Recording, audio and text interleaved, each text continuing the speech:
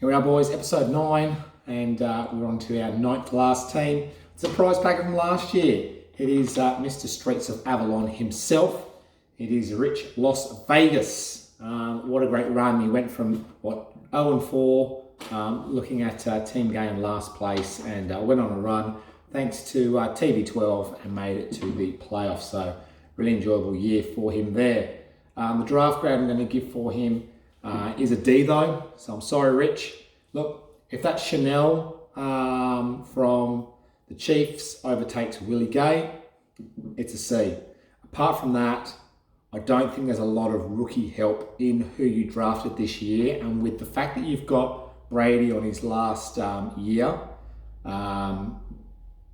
there's issues in terms of, it feels like maybe there should have been picks, whether it was maybe forgetting the linebackers, which might be behind others, and finding defensive linemen they're going to start. I don't know what all the defensive backs that are going to start, like Seam, for example, who is going to start. I think that would have been better for you this year as you try and make another run towards the playoffs.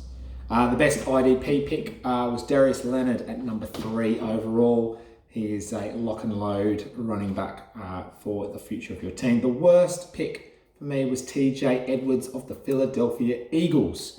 Philadelphia has just signed in free agency that Kaiser White from the Chargers, who got about 150 tackles, did really well. And then they drafted Nakobe Dean, so I'm not sure where TJ Edwards fits into that. As I mentioned, great one last year.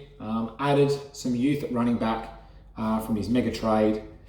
There is no 2023 first or second though, so that's something to be aware of.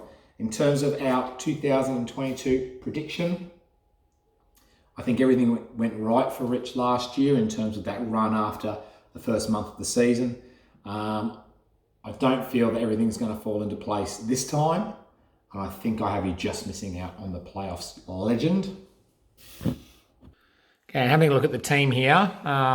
Interesting one, you're having Justin Fields in QB1 and putting Brady down there in Superflex as a bit of a shit on Brady there. Look, Fournette, Dillon, Diggs, question marks over the Edwards pick into your starting lineup. Pollard in flex is great. Obviously, Brady's going to get points. When we go down to the IDP, there is some good players there. As I mentioned, the TJ Edwards one, a bit of a question mark. Allen, I'd love to have him as a defensive lineman. Not so sure about as a linebacker. Some decent defensive backs there, and reasonable in the flex. In terms of the bench, there is some players, but also some unplayable players at the moment. You've got Brown from Washington. Obviously, Julio does not have a job. It makes it a bit harder. And there's some decent ones on the bench of the IDP. However, you've got 3 rookies there, 2 defensive backs, and a linebacker. The chances of those guys getting a run and playing anytime soon is pretty low. See you, boys.